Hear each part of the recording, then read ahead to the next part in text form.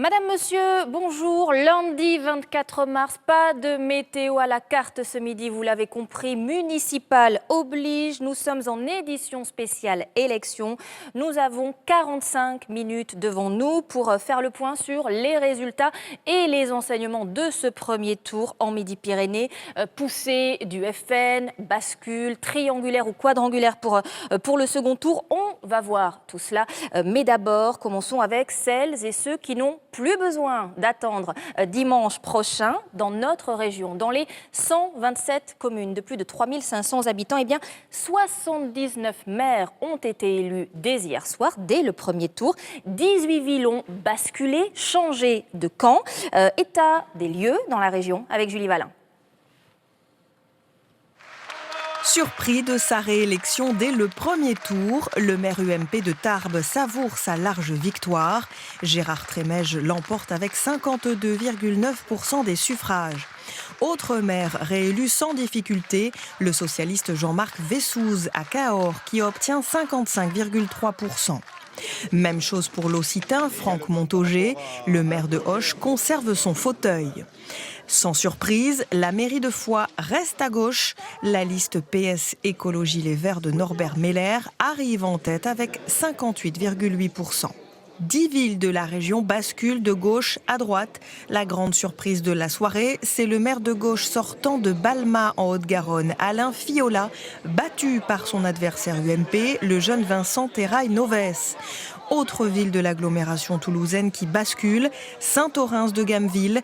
Dominique Faure l'emporte devant Christian Sampé, dernier maire communiste du département. Dans l'Aveyron, autre ville arrachée au Parti socialiste, Aunay-le-Château. Le divers droite Jean-Philippe Keroslian l'emporte face au maire sortant Fabrice Géniès. Dans le Gers, la droite regagne Vic-Fezensac et Condom. Le candidat UMP, Gérard Dubrac, signe sa victoire face au maire sortant socialiste Bernard Gaillardeau. À Albi, par contre, le second tour s'annonce plus disputé. C'est la seule ville de la région où 5 candidats sont en ballottage au second tour. À Rodez, il faudra compter sur une triangulaire dimanche prochain. Le maire socialiste sortant, Christian Tessèdre, part avec une belle avance devant l'UMP Yves Sancy. À Montauban, la maire UMP sortante, Brigitte Barège, est en ballottage favorable devant le candidat de gauche Roland Garrigue. Mais il faudra compter sur la présence de Thierry Vialon du Front National et de Marie-Claude Bouissy du Front de gauche. Enfin, à Toulouse, Jean-Luc Moudenc devance Pierre Cohen de 6 points. Une avance pour le candidat de l'UMP qui inquiète le maire socialiste. Pierre Cohen devra mobiliser son électorat pour pouvoir espérer un second mandat. Et dans notre région, ainsi, une ville est scrutée de très près à l'échelle nationale. Évidemment, c'est Toulouse qui pourrait basculer dimanche prochain. Duel serré, très serré même.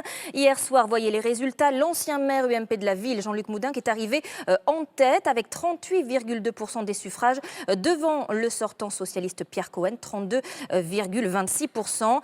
Derrière, aucune liste, que ce soit le Front National ou Europe Écologie Les Verts, n'est en capacité de se maintenir. 10 listes au total pour ces élections municipales à Toulouse. Nous allons revivre la soirée de Jean-Luc Moudenc et Pierre Cohen qui se sont déjà affrontés en 2008. Hier, Stéphanie Bousquet et nos équipes les ont suivis. Quand Jean-Luc Moudenc rejoint ses militants peu après minuit, il flotte comme un petit air de victoire. Comme en 2008, le candidat UMP vire en tête de ce premier tour avec 38,2% des voix. J'ai toujours pensé dans la vie que le travail, ça paye le jeu. Jean-Luc Moudenc a le sourire, car avec 6 points d'avance sur le maire sortant socialiste, il creuse l'écart. Il est plus fort que ce que je pensais, et en tout cas, il crée une vraie dynamique pour le second tour. Et c'est, je crois, très significatif de voir qu'il y a à peine un Toulousain sur 3, qui aujourd'hui ont préféré garder leur maire sortant. Progression de l'abstention, contexte national défavorable, multiplication des listes à gauche. Avec 32,2% des voix, Pierre Cohen, maire sortant socialiste, essuie un échec. Après plusieurs heures isolées avec son équipe, il ne sort de son bureau que vers 22 h. À 2 pas de son rival, il donne sa première intervention publique avec un seul mot d'ordre, mobiliser. La somme des voix de gauche font 52%, donc rien n'est joué. Nous pouvons évidemment gagner et nous devons, pendant cette semaine, mobiliser l'ensemble des forces de gauche écologistes. Pierre Cohen s'est ensuite rendu pour un passage express à sa permanence de campagne. Alors, ce qui est important aujourd'hui, c'est évidemment qu'au second tour, il n'y aura pas le Front National. Visage fermé, tête des mauvais jours. Même si les militants sont déçus, ils restent confiants. Une petite déception par rapport au score, mais comme je dis, la bataille n'est pas terminée. On est prêt à se mobiliser au niveau de tout Toulouse. Je pense que les forces vives de la gauche vont se rassembler. Et donc voilà, j'ai pas de doute là-dessus.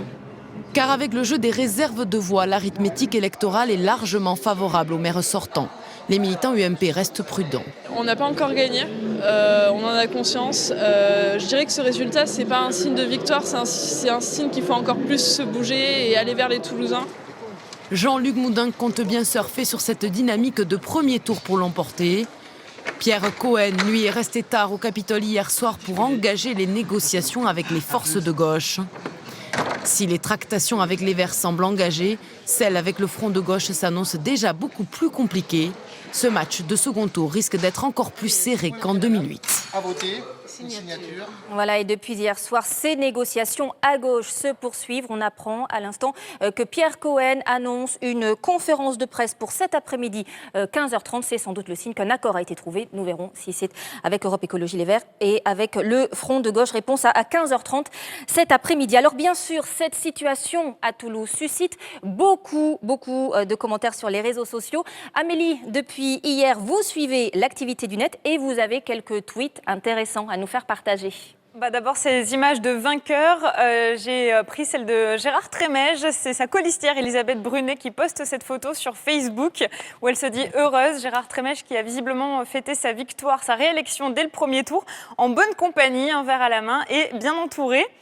Ensuite, il y a les perdants qui ont la défaite plutôt sportive aussi sur les réseaux sociaux. Celui de Andrea Quero à Toulouse, colistier dans la liste communiste, qui marque « Accord, je suis battu » et qui prend l'image de Valéry Giscard d'Estaing en 1980 quand il dit « au revoir ».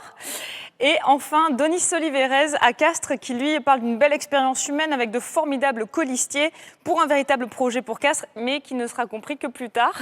Donc, qui veut dire qu'il a perdu, mais qu'il a la défaite optimiste. Merci Amélie, on vous retrouvera un petit peu plus tard dans cette émission. Nous sommes ensemble, je vous le rappelle, jusqu'à 13h40. On va maintenant prendre la direction de quelques-uns de nos 8 départements. On commence avec les Hautes-Pyrénées où nous attend Régis Cotias avec un résultat inattendu. Oui, mais une victoire surprise pour Gérard Trémège lui-même, ses colistiers et ses proches, car quand le maire de Tarbes retrouve ses partisans dans la salle des fêtes de la mairie de Tarbes, pas de champagne ni même un petit four pour célébrer ce succès. En fait, le maire de Tarbes rempile pour un 3e mandat, preuve que le climat d'affaires avait quand même une perquisition à la mairie.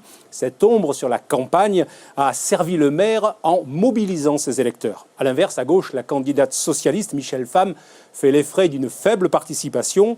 Avec 18% des voix, elle arrive certes en 2e position, mais avec 20 points de moins que le candidat socialiste Jean Glavany en 2008. Un recul qui s'explique aussi par la présence d'une liste Front de gauche emmenée par Marie-Pierre Vieux. Elle espérait arriver en tête dans l'opposition, pari perdu. A signaler en plus le retour au conseil municipal de Pierre Lagonel, ancien adjoint de Gérard Trémège, qui conduisait une liste autonome. Et justement, Régis, voyons en images la traduction de tout ce que vous nous dites avec le reportage de Marc Ratura et Jean-Yves Bascan. Ils ont passé la soirée d'hier dans les pas des candidats tarbés. Pour son 3e mandat de maire, Gérard Trémège n'aura pas besoin d'un second scrutin. Avec 53% des voix, il s'impose dès le premier tour, en étant lui-même un peu surpris. Je l'espérais. Je l'espérais comme une délivrance. Je l'espérais comme le jugement des Tarbaises et des Tarbais, le seul qui m'importe. Et là, je les remercie de tout cœur de la confiance qu'ils me renouvellent, dans un contexte particulièrement délétère, avec toutes ces affaires dont on parle partout. Je veux dire, nous, ce qui nous intéresse, c'est le travail au quotidien, au service de notre ville, des Tarbaises et des Tarbais. À gauche, c'est la grande désillusion. Michel Van Baran n'a capté que 18% des voix. On prend acte que M. Trémège est passé au premier tour. On voit aussi ce taux d'abstention qui est fort, 44%, que ce soit ici comme au national. Ça marque une certaine distance entre les Tarbais, les Français aussi, avec la classe politique. Le Parti socialiste et les radicaux restent la première force de gauche, mais ils chutent lourdement par rapport au présidentiel. Les communistes restent stables avec 15% des scrutins. On est la force qui s'en sort avec le plus de stabilité à gauche. Il y a une gauche en lambeaux à Tarbes ce soir, il faut le dire. C'est une réalité qui va impacter le Grand Tarbes. Et je pense qu'on va être l'un des centres de gravité pour la reconstruire. Et on prend le bâton de relais, on continue. Pierre Lagonel réalise 11%. Quant à Gérard Trémège, il savoure sa victoire au milieu de ses supporters, même s'il n'avait pas prévu de salle pour faire la fête. Alors, à Tarbes, donc, l'élection est pliée. Ailleurs, dans le département, Régis, le second tour s'annonce animé. Oui, vous le dites, plus de suspense à Tarbes, mais alors il est à son comble à Lourdes. Un candidat sans étiquette, Jean-Pierre Auguet, mais qu'on peut qualifier de divers droite. Il a été adjoint à l'ancien maire RPR de Lourdes, Philippe Douste-Blazy. Donc Jean-Pierre Auguet obtient 7,5% des voix et on peut le qualifier de faiseur de roi. Soit il se tourne, disons, naturellement vers l'actuel maire de Lourdes, Jean-Pierre Artiganave, UMP, et il peut l'aider à combler son retard, mais Jean-Pierre Artiganave est quand même en mauvaise posture. Il a perdu près de 1000 voix par rapport à l'élection de 2008. Autre possibilité, Jean-Pierre Auguet se tourne vers la candidate socialiste et PRG, Josette Bourdeux, qui est arrivée en tête du scrutin, et Lourdes bascule à gauche au moment où le Front National va faire son entrée dans le conseil municipal. Le Front National a obtenu plus de 10% des voix et peut se maintenir au second tour. Donc un scrutin qui s'annonce très serré, très indécis à Lourdes pour le deuxième tour. Merci Régis en direct de Tarbes. Voyons maintenant ce qu'il faut retenir en Aveyron. Philippe Voisin, c'est votre département et chez vous comme ailleurs, il y a des élus dès le premier tour. Et oui, Marie-Sophie, en Aveyron, 250 communes sur 300 ont déjà choisi leurs élus dès le premier tour. C'est le cas à Villefranche-de-Rouergue où Serge Roch, UMP, a distancé son adversaire de gauche, Éric Cantourné. 100 voix seulement séparent les candidats. À Sévrac-le-Château, après la fermeture du site industriel, on s'en souvient, on attendait un duel serré. Finalement, Camille Galibert, divers droite, a été reconduit avec près de 70% des voix. Enfin, à Onet-le-Château, dans la banlieue de Rodez, Jean-Philippe Kérolian, divers droite, a infligé une sévère défaite au socialiste Fabry Geniez. Et ce résultat peut modifier la couleur politique du futur Grand Rodez. Et pour le second tour, Philippe, quels sont les enjeux en Aveyron ? Alors, pour ce second tour, la grosse surprise nous vient de Millau. Le maire sortant socialiste Guy Durand a été mis en ballottage nettement défavorable. D'ailleurs, les deux candidats de droite discutent déjà pour fusionner leurs listes. Situation beaucoup plus indécise à Decazeville. Le maire sortant de gauche, Jean Reuil, a été désavoué. C'est le candidat divers droite, François Marty, qui arrive en tête devant la liste officielle du PS conduite par Jean-Pierre Vore. Ici, le Front National n'a pas atteint les 10%. Reste Rodez pour un ballottage favorable au socialiste Christian Tessèdre. Dans la préfecture de l'Aveyron, il y aura une triangulaire. Oui, justement. Merci Philippe. À Rodez, un coup d'œil aux résultats plus dans le détail. Première position pour le maire sortant Christian Tessèdre, 42,5% des suffrages. Yves Sancy pour l'UMP est à 29,36%. Enfin, Bruno Berardi, divers gauche, se maintient pour le second tour triangulaire annoncé. Donc, alors qu'il y a 6 ans, Christian Tessèdre avait créé la surprise en passant dès le premier tour. Le reportage de Rouzane Avanissian et Luc Tazelmati. La liste Tessèdre, la liste Berardi et la liste Sancy. Avec 42,48% des voix, Christian Tessèdre, le maire sortant socialiste de Rodez, est en ballottage favorable devant son adversaire UMP Yves Sancy, qui comptabilise 29,4% des voix. Ils auront en face d'eux un adversaire qu'aucun sondage ne prévoyait, Bruno Berardi, tête de liste du collectif Rodez Citoyen, qui se maintient au second tour avec 13,22% des voix. Ce qui ressort de l'urne, c'est que la démarche citoyenne a bien commencé et elle a un avenir. Et c'est ça qu'on va essayer de montrer, de prouver. Et je pense qu'on a été capable de rassembler sur cette démarche 13%. Je suis confiant, on fera mieux au deuxième tour. Yves Sancy, lui, ne pourra compter au second tour que sur un report naturel des électeurs de droite sur son nom pour tenter une victoire. Sur le deuxième tour, tout est parfaitement jouable encore, évidemment. Et nous allons réfléchir tout simplement à la campagne que nous allons mener. Le divers droite Mathieu Dannen, qui n'a obtenu que 8,99% des voix, n'a pas donné de consigne de vote. Par rapport aux attentes du deuxième tour, je ne suis pas qualifié. Je le regrette. Maintenant, je laisse les électeurs et les électrices qui m'ont fait confiance libres de leur vote. Reste à savoir où iront les voix de Guillaume Sériès. Le parti de gauche n'a comptabilisé que 5,95% des voix et n'a pour l'instant donné aucune consigne de vote. Et vous l'avez remarqué dans ce reportage, pas de réaction de Christian Tessèdre. Depuis hier soir, le maire sortant de Rodez refuse de nous parler et de répondre à nos questions. On espère avoir plus de chance dans les prochains jours d'ici dimanche. Le département voisin du Tarn, lui, détenait pour ses municipales un record, celui du nombre de listes FN, 8 au total sur le département. Christophe Chassaigne, vous êtes à Albi et ce que l'on retient pour le moment, c'est que sur vos terres, le parti de Marine Le Pen sera au second tour dans plusieurs villes. Oui, Marie-Sophie, je vous en parlais déjà hier soir. Il suffit de lire la presse nationale pour se rendre compte de la bonne communication menée par le Front National concernant la terre de Jaurès. À en croire quelques analystes chevronnés, une vague bleu marine submergerait le Tarn, mais en fait, il n'en est rien. Comme dans toute la France, la vague est surtout bleue avec d'excellents scores, des listes de la droite modérée qui reprennent ou conservent brillamment leur fief. Pour les listes bleu marine, le meilleur score, 28,6%, est enregistré à Groyer, une ville où le Front National obtient de bons scores depuis plusieurs années. Plus symbolique, le score de Carmaux, la terre de Jaurès, presque 23%. Mais ces deux poussées ne devraient pas empêcher la réélection des maires socialistes sortants, Claude Fita et Alain Espier. On notera également les 20% obtenus par Marc Néry à Saint-Sulpice et les 19,4 points obtenus par Marie-Christine Boutonnet, une proche de Marine Le Pen à Gaillac. Par contre, là où la droite traditionnelle est forte, à Castres, Albi et Mazamet, le Front National se situe entre 13 et 14% à l'issue d'un premier tour où l'abstention a été importante. Vous conviendrez, Marie-Sophie, que cela n'a rien de spectaculaire. Oui, et au-delà du FN, sur les autres villes du Tarn, quelle est la tendance ? Bien, dans tout le département, les résultats habituels des listes de droite sont majorés d'environ 10 points. À l'Île-sur-Tarn, Jean Taxuc en fait les frais. Le vice-président socialiste du conseil régional a perdu hier soir son siège de maire.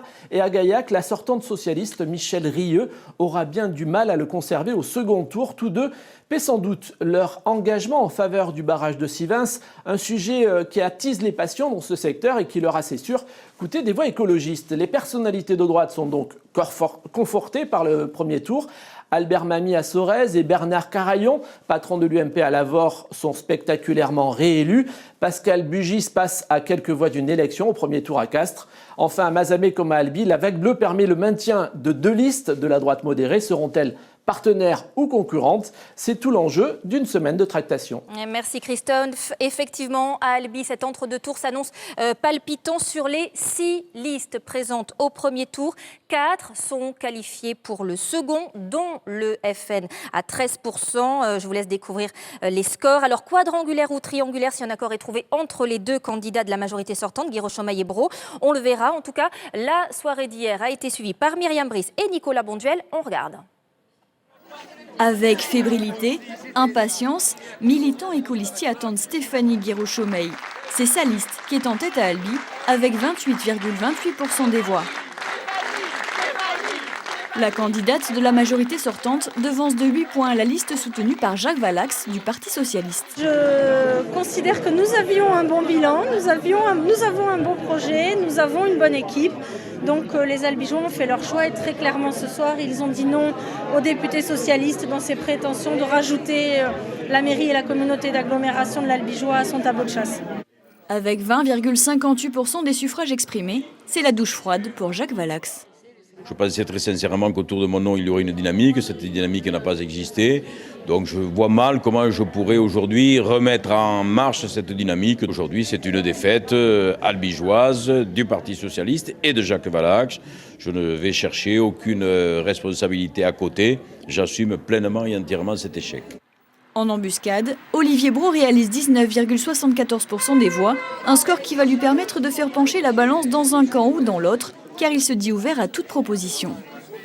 Quand je me suis levé le 10 juin 2013, je pense que personne n'aurait pu penser que j'aurais fait aujourd'hui 20%, que je serais au même niveau que le Parti socialiste et que on doit compter sur moi aujourd'hui pour le deuxième tour. C'est moi qui ai les clés du camion.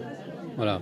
J'ai 20%, donc aujourd'hui, il va falloir qu'on me rencontre aussi, qu'on parle avec moi. Voilà.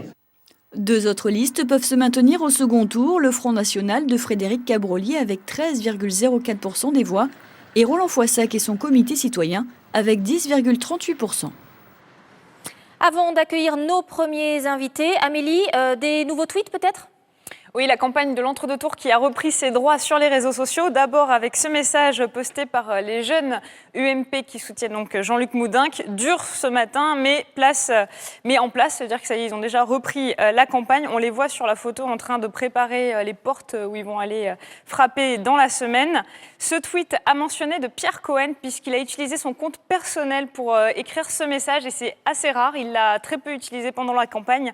Il dit merci aux Toulousains qui m'ont accordé leur confiance. Ma détermination est totale. Dimanche prochain, ensemble, nous ferons gagner Toulouse. Donc Pierre Cohen s'est adressé directement, on va dire, via les réseaux sociaux, mais en tout cas sur son compte personnel. Et enfin, un petit trait d'humour de notre journaliste Emmanuel Watt à Montauban qui a pris en photo le rond-point des tontons flingueurs pour illustrer l'ambiance de l'entre-deux tours qui démarre. Merci Amélie. Alors notre politologue Laurent Dubois nous a rejoint.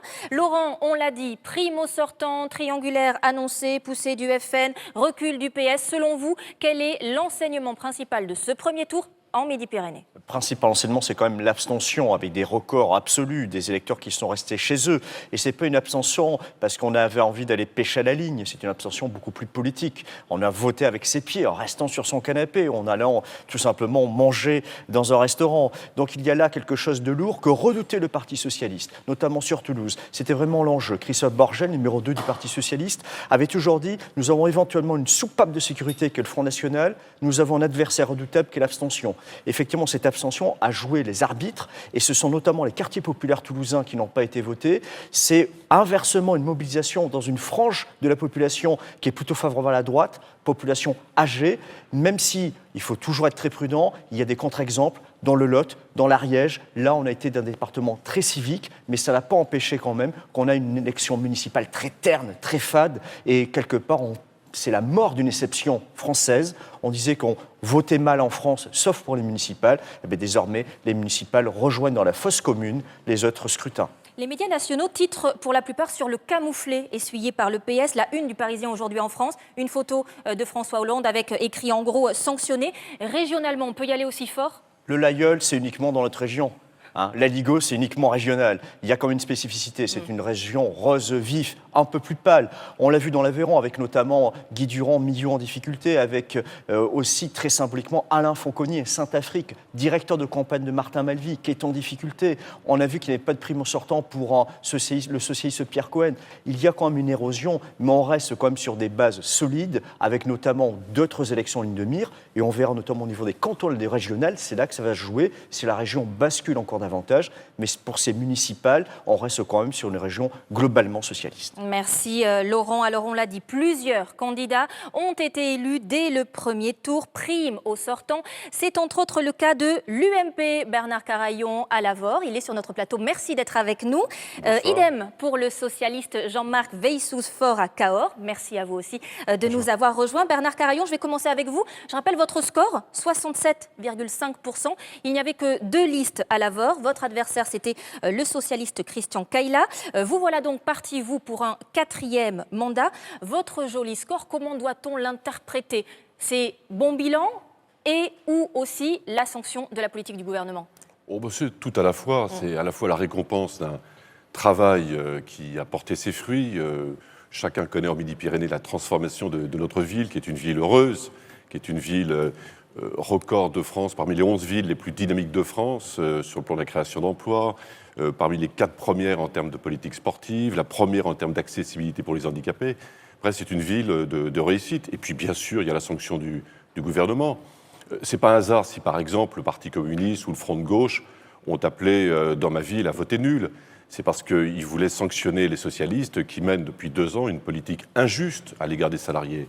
Dans ma ville, il y a un hôpital sur lequel le gouvernement va prélever 800 000 euros de recettes, alors que nous arrivions par une bonne gestion à l'équilibre budgétaire. Eh bien, en même temps, on va donner des millions d'euros aux cliniques privées qui sont dans notre périphérie, que ce soit à Albi ou que ce soit à Toulouse. Est-ce que, honnêtement, ça vaut la peine d'avoir voté François Hollande pour que le service public hospitalier soit massacré au profit de l'intérêt des cliniques privées? Je n'ai rien contre les cliniques privées, mais je souligne simplement une incohérence qui fait mal à la gauche et qui fait mal à tous les républicains. Revenons à vous, Bernard Carayon. L'élection au premier tour, vous l'aviez frôlée en 2008, oui. Vous l'aviez connue en 2001. Cette fois-ci, ça recommence. Après les législatives de 2012, où vous avez perdu votre siège de député, est-ce qu'à un moment, vous avez douté? Est-ce que vous avez craint pour votre fauteuil de maire? Non. Jamais? Non, parce que j'ai confiance dans le bon sens des électeurs de l'Avor. Et ce bon sens est exprimé de manière merveilleuse. 2 électeurs sur 3 m'ont soutenu. Un électeur sur 3 est de gauche, ce qui prouve bien que l'on peut, autour d'un même fleuve, réunir les 2 rives. Et que les 2 rives sont indispensables quand il s'agit d'aller vers plus de progrès. Mais justement, avec la gauche, on l'observe, que ce soit à Toulouse, où dans le fond, on est un peu humilié comme excitant de voir combien cette ville est décalée par rapport au progrès de Bordeaux. Dans la plupart des villes de sensibilité de droite, que ce soit à Albi, à Castres, à Mazamet, honnêtement, les gens sont plutôt heureux. J'observe que le Front National fait ses meilleurs scores dans le Tarn, dans des villes de gauche, que ce soit à Carmaux, que ce soit à Groyet, que ce soit à Gaillac. Bref, le Front National, c'est aujourd'hui la première des sanctions du Parti socialiste, encore une fois. Parce que le Parti socialiste s'est détaché du peuple. Il s'en fout du peuple. Il lui a supprimé la défiscalisation des... Il lui a supprimé... Mais c'est normal qu'il n'ait pas tout à fait les mêmes idées que moi. Il lui a supprimé la défiscalisation des heures supplémentaires. Du coup, 9 millions de salariés en France ont perdu un 13e mois. Il a, avec Mme Taubira, une politique pénale laxiste, avec M. Valls, une politique arrogante, avec de contre-résultats, de contre-performances, et avec la figure du chef de l'État, l'image de l'inconstance à tous égards et de l'indécision. Bon, il y a de quoi... Non, attendez, il y a quand même de quoi être un peu nerveux quand on est à gauche, ou du moins quand on aime son pays. Bon, et c'est la raison pour laquelle, aujourd'hui, ça se traduit dans les urnes. Jean-Marc Weissous, vous êtes nerveux puisque vous êtes de gauche? Non, écoutez, moi je me suis concentré sur mon mandat. J'ai constaté que les Cadurciens m'ont fait confiance. Je crois que c'est l'adhésion aussi à une philosophie. À partir d'une disponibilité totale, je n'ai pas souhaité cumuler mon mandat avec un autre. Je crois que nous avons aussi, c'est vrai dans ce contexte difficile, un devoir d'exemplarité, nous les élus, vis-à-vis de citoyens qui font parfois preuve de défiance. Ça veut dire qu'il faut respecter nos engagements. C'est ce que j'ai fait à Cahors, je le crois. Nous avons un projet qui est cohérent à partir de 136 propositions et je souhaite aujourd'hui pouvoir les respecter. La transparence, c'est aussi pouvoir publier, par exemple, ces indemnités sur Internet pour éviter certains fantasmes. C'est tout des dispositifs, c'est un état d'esprit, une équipe cohérente qui permet aujourd'hui, malgré un contexte difficile, de pouvoir être réélu, même lorsqu'on est de gauche. Vous, le désamour des Français pour les politiques, et plus précisément en ce moment pour le gouvernement en place, socialiste, vous ne le ressentez pas dans votre ville, Cahors? Non, mais lorsqu'un gouvernement est en responsabilité, les partis majoritaires font l'objet toujours d'un vote sanction. Après, le gouvernement est en place depuis 2 ans. Il a hérité d'une situation catastrophique. Tout le monde le sait. C'est assez quand même toujours déroutant de voir les leçons de morale qui peuvent nous être adressées aujourd'hui par l'UMP quand on voit le triste héritage que nous avons eu. Donc je crois que la situation est difficile. Il y a 5 ans, il y aura un vote à ce moment-là. Mais ce à quoi sont attachés les gens lorsqu'ils votent pour les municipales, c'est les réalisations qui ont pu être faites par la municipalité en place, l'état d'esprit que nous avons porté, ce souci d'être à l'écoute. Il y a évidemment des inquiétudes, évidemment que nous devons expliquer les enjeux, être en capacité de porter des projets innovants, même si c'est difficile. Et lorsque nous respectons ces principes, respectons ces engagements, il y a tout à fait la possibilité de réussir. On a vu au début de ce journal plusieurs bascules de villes de la gauche vers la droite. Est-ce que la gauche doit être inquiète pour dimanche prochain? Rapidement, Bernard Carayon. Si vous voulez, au cours de la première mi-temps, le PS a reçu, si je puis dire, en langage rugbystique, une véritable tannée. Oui. Il faut maintenant, dans la seconde mi-temps, confirmer le score du premier tour et infliger au Parti socialiste la sanction qu'il mérite, encore une fois. Et là, moi, j'appelle aussi bien les électeurs de gauche que les électeurs de droite, quels qu'ils soient, à être en cohérence avec, je dirais, la situation que nous vivons. Jamais une politique mise en place par un gouvernement n'a été autant rejetée par les électeurs. Un président de la République qui est à 20% d'opinion favorable, ça ne s'est jamais vu au début d'un mandat, jamais. Et ceci est le résultat d'une politique qui est aujourd'hui mise en place par les maires socialistes, les conseillers généraux socialistes, les conseillers régionaux socialistes, les parlementaires socialistes. Et donc, il faut que le peuple se libère. Il s'est libéré des sondagistes parce qu'il a infligé aussi un démenti à un certain nombre d'amateurs de sondages. On le voit à Toulouse où Jean-Luc Moudenc est en passe de reprendre la ville à M. Cohen. Encore une fois, quand on est toulousain, on est humilié face à la situation de Bordeaux. Eh bien, il faut qu'au second tour, on puisse cette fois-ci marquer définitivement l'essai. Jean-Marc Weissous, vous êtes inquiet, vous, pour vos collègues socialistes qui n'ont pas eu la chance d'être élus dès le premier tour comme vous? Mais la droite veut mélanger les élections, on est sur un scrutin municipal. Globalement, le bilan des maires de gauche, et je constate que Franck Montaugé à Auch, Christian Tessèdre à Rodez ont plutôt eu un bilan qui a été validé. Qui lui va bien. Et je crois qu'il faut faire entendre aussi aux gens qu'ils vont élire demain le responsable pour gérer une ville. Il y aura toujours le temps de s'exprimer nationalement plus tard.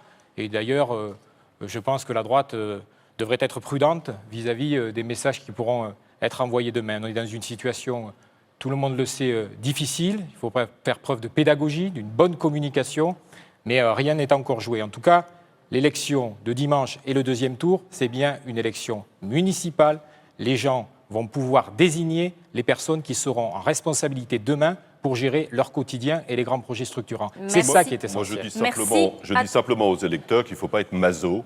Depuis 2 ans, ils sont victimes d'un matraquage fiscal, d'une politique de justice qui est injuste. Il faut arrêter ce jeu de massacre et il faut au contraire donner un coup d'arrêt à cette politique qui est engagée par le président de la République. Eh bien, nous verrons ce que feront les électeurs. Merci à tous les deux, messieurs. Merci d'être venus sur ce plateau. Nous entrons dans la dernière partie de cette édition avec nos derniers invités. On va parler dans un instant de Montauban avec Toulouse. C'est l'autre gros point chaud de la région. Amélie, avant d'accueillir justement nos invités sur les réseaux sociaux, que s'est-il dit et que se dit-il sur Montauban ? Alors sur Montauban et ailleurs, puisque vous parliez de ces villes qui ont basculé de la gauche vers la droite, eh bien, il y a beaucoup de commentaires d'humeur. À noter d'abord celui de François Carbonel, qui est un des cadres du Parti socialiste dans la région, qui dit « Quand on prend une claque, on n'est pas obligé de tendre l'autre joue, mais on peut faire l'effort de comprendre le message. » Donc c'est un message subliminal, mais assez clair quand même adressé aux socialistes. Ce tweet de Mathieu Laguaner, qui lui est journaliste à Millau. À quoi reconnaît-on ce matin un élu de la majorité Durand? Il a des traces de doigts sur la joue. Donc pareil, une forte claque. Durand qui lui est socialiste et qui est en difficulté à Millau. Et enfin, Jean-Michel Latte, un des colistiers de Jean-Luc Moudenc, très remonté par rapport aux instituts de sondage, qui a mis cette photo de Tintin. Selon le professeur, la formule est 38-20 pour dire que rien n'est joué à Toulouse. Allez, et Montauban, puisque je parlais de Montauban il y a un instant. Pour rappel, en 2008, dans cette ville, Brigitte Barrege l'avait emporté au second tour avec 200 voix d'écart sur son rival socialiste. Voyez les résultats d'hier soir. La maire sortante UMP arrive en tête avec un peu plus de 45% des voix. Le socialiste Roland Garrigue est à 27,8%. En troisième position, le Front National avec Thierry Viallion, 13,5%. Et puis, Qualifiée aussi pour le second tour, Marie-Claude Bouissy, qui conduit, elle, une liste Front de Gauche, Europe Écologie Les Verts et NPA. Alors, nous souhaitions, pour être clair avec vous, organiser ce midi un débat d'entre-deux tours sur cette ville. Nous avons bien évidemment invité tous les candidats. Brigitte Barège est là, merci d'avoir fait le déplacement. À ses côtés, Thierry Vialon aussi, merci à vous. En revanche, alors Marie-Claude Bouissy ne peut pas être présente à cause d'un empêchement personnel. Roland Garrigue, lui, n'a pas souhaité nous rejoindre. Brigitte Barège, première question pour vous. Que souhaitez-nous nous dire de cela? J'imagine que vous auriez préféré débattre avec Roland Garrigue. Ce n'est pas la première fois qu'il refuse des débats, puisque depuis 8 jours, tous les débats proposés sur les radios ou même des débats publics, il les a... On a eu de la chance de vous avoir, nous. Eh bien, je suis ravie. Moi, j'accepte tous les débats. Je trouve que c'est le moment ou jamais de pouvoir parler de ce qui intéresse les Montalbanais pour les 6 ans à venir, c'est-à-dire du projet. Et je regrette effectivement cette défection de la gauche tout entière. Comment est-ce que vous l'interprétez? On m'annonce que Mme Bouissy, ça c'est M. Vialon qui vient de l'annoncer à l'instant, je suis pas sûr, se désisterait même. Le Front de Gauche ne se représenterait même pas au second tour. Oui. Je ne sais pas et si fusionnerait avec Au Roland lieu de Garrigue. fusionner, et c'est prévu qu'il fusionne. Et on va... Fusionnerait, je ne sais pas. Voilà, ou fusionnerait, parce que des négociations sont en cours. Cet après-midi, voilà, ils doivent se retrouver vers 14h30. Donc, peut-être que ça serait plutôt une fusion qui se dessinerait à Montauban, mais l'après-midi nous le dira, on en parlera en tout cas évidemment dans notre journal de 19h. Alors Roland Garrigue n'est pas là, on l'a dit. En revanche, on a quand même pu évidemment recueillir sa première réaction hier à Montauban. Je vous propose de l'écouter en magnéto. Alors à l'heure où je vous parle, moi je suis ouvert à toutes les propositions, à toutes les positions.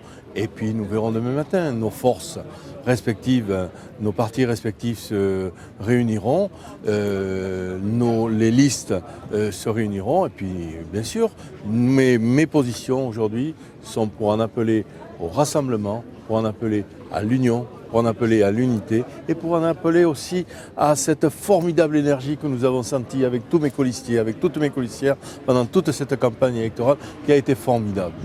Voilà, donc les tractations pour une fusion à gauche en cours en ce moment à Montauban. Brigitte Barège, vous, avec qui pouvez-vous discuter, négocier? Avec les électeurs, avec les Montalbanais, comme j'ai toujours fait en 2001, en 2008 et cette année en 2014. Thierry Vialon, vous êtes, vous, donc pour le Front National, à 13,5% des voix. C'est un score très proche de celui que vous aviez obtenu pour les législatives. Ailleurs, je pense au Tarn. Des élus frontistes ont fait de bien plus gros scores. On est au-dessus des 20%. À Moissac, dans le Tarn-et-Garonne, on est à 20%. Là, c'est le candidat Patrice Charles. Comment l'expliquez-vous finalement? C'est un petit score, votre 13,5%? Non, c'est un assez beau score sur Montauban parce que je reprends finalement un peu le raisonnement de Bernard Carayon. Il est certain que dans les villes où la droite est implantée, c'est plus dur pour nous. Et les bons scores sont dans des villes plus petites tenues par la gauche. Donc c'est assez conforme finalement à ce que qui se vous passe. attendiez. Oui, d'accord. Même si on espère toujours plus. Évidemment. Laurent Dubois, vous, quelle analyse faites-vous sur ce premier tour à Montauban? Prenons un peu de recul. Montauban, ville des tontons flingueurs, et c'est les électeurs qui auraient pu être flingués, car effectivement, on a quand même eu une campagne un peu de caniveau, un peu des deux côtés, il faut le reconnaître. Hein. On s'est envoyé des procédures judiciaires, des plaintes. Nous avons reçu samedi matin, par exemple, un communiqué de presse attirant notre attention sur le fait qu'on demande aux électeurs de se transformer en sorte de sentinelles civiques surveillant le déroulement des opérations. Donc là, il y avait un vrai risque de démobilisation de l'électorat. Le score de participation n'est pas moribolant, mais il y a quand même des électeurs qui sont dans les urnes. Ça, c'est le premier élément. Deuxième élément, c'est effectivement que Brigitte Barège transforme l'essai, c'est qu'elle est largement en tête, avec quand même, qu'on le veuille ou non, aussi, quelque part, une forme de réservoir de voix, car Brigitte Barège a bien compris le marketing électoral et a bien compris qu'effectivement, elle pouvait donner des gages sur les questions de sécurité auprès des personnes âgées et que là, ça pouvait mordre sur l'électorat frontiste. Donc, pas besoin d'accord électoral avec le Front National pour quelque part avoir des possibilités d'aller de ce côté-là de l'échiquier politique. L'autre élément, c'est l'échec cuisant de Roland Garrigue. Roland Garrigue était un vrai faux candidat. quelque part. Il essayait de revenir par la porte après de passer par la fenêtre en 2001. Et au sein même de la gauche, il y avait de très fortes critiques sur celui-ci. On a même été à 2 doigts d'une liste dissidente PRG. Il a fallu que Jean-Michel Baillet tape du poing sur la table pour dire à ses amis « Non, non, surtout pas, ne mettez pas le feu à l'auberge, non pas espagnole, mais montalbanaise, reste à domicile. » Donc Roland Garrigue qui paie quelque part son absence d'autorité au sein de son propre camp. Le résultat aurait pu être différent si ce n'avait pas été Roland Garrigue, mais Valérie Rabault, puisque son nom a été avancé, la députée qui avait pris la députation justement à Brigitte Barège en 2012. Ça, c'est pas la politique fiction, Marie-Sophie, c'est la politique un peu. friction. Parce que parler à Valérie Rabault d'une candidature à Montauban, justement, c'est ce qu'elle ne voulait pas. Il y a eu des pressions sur elle du côté notamment elle de est quand même Christophe. numéro 2 de la liste de Roland Absolument, Garrigue. numéro 2 elle sur sa est liste. totalement impliquée dans cette campagne. Mais elle est montée dans les wagons, mais elle aurait pu être de locomotive. Elle a refusé d'être la locomotive. Numéro 2, c'est pas mal quand même. Et effectivement, il y avait ce problème de casting. Encore une fois, une élection municipale, c'est peut-être des idées, des projets, mais c'est aussi des hommes et des femmes. C'est une question d'affichage. Et c'est vrai que Roland Garrigue, visiblement, ce n'était pas le bon portrait pour être le bon candidat. Bon, j'aimerais entendre votre réaction maintenant à cette déclaration de Jean-Pierre Bel, le président ariégeois du Sénat. Il fait savoir dans un communiqué qu'il note avec gravité et inquiétude que les résultats du premier tour font apparaître une hausse de l'extrême droite. Brigitte Barège, sur ce point, est-ce que vous partagez son inquiétude ? Moi, je constate ce que tout le monde vient de dire à l'instant, et ce que reconnaît à l'instant Thierry Vialon, c'est que dans toutes les villes de droite qui sont bien tenues par des maires comme moi, comme Bernard Carayon, comme Pascal Bugis à Castres, où nous avons une vraie politique de sécurité, une vraie politique sur la maîtrise de la fiscalité, contre le matraquage fiscal que nous imposent les socialistes, le Front National ne progresse pas. Il ne fait pas tellement meilleur score qu'en 2001, où j'ai eu déjà une triangulaire avec le Front National. Je voudrais simplement observer, comme on l'a déjà dit, que c'est partout où la gauche tient des communes qui sont mal gérées, où la sécurité est galopante, eh bien que le Front National prospère. Donc, je pense qu'il suffirait simplement que la gauche s'inquiète un petit peu des problèmes de sécurité, s'inquiète un petit peu de la surfiscalité qu'elle impose, aussi bien au niveau national qu'au niveau local. Et peut-être que ce serait le meilleur moyen de juguler le Front National. Par ailleurs, si vous me permettez quand même... Oui, parce que vous avez été poli, vous ne l'avez pas coupé, mais vous avez eu envie de réagir. Oui. Hein. J'ai eu envie de réagir parce que la campagne de caniveau, de fond de poubelle, elle n'est pas de mon côté. J'ai subi pendant des mois des agressions, des diffamations, de la part d'un journal qui s'appelle La Dépêche du Midi, qui était un véritable journal de propagande au profit de Roland Garrigue.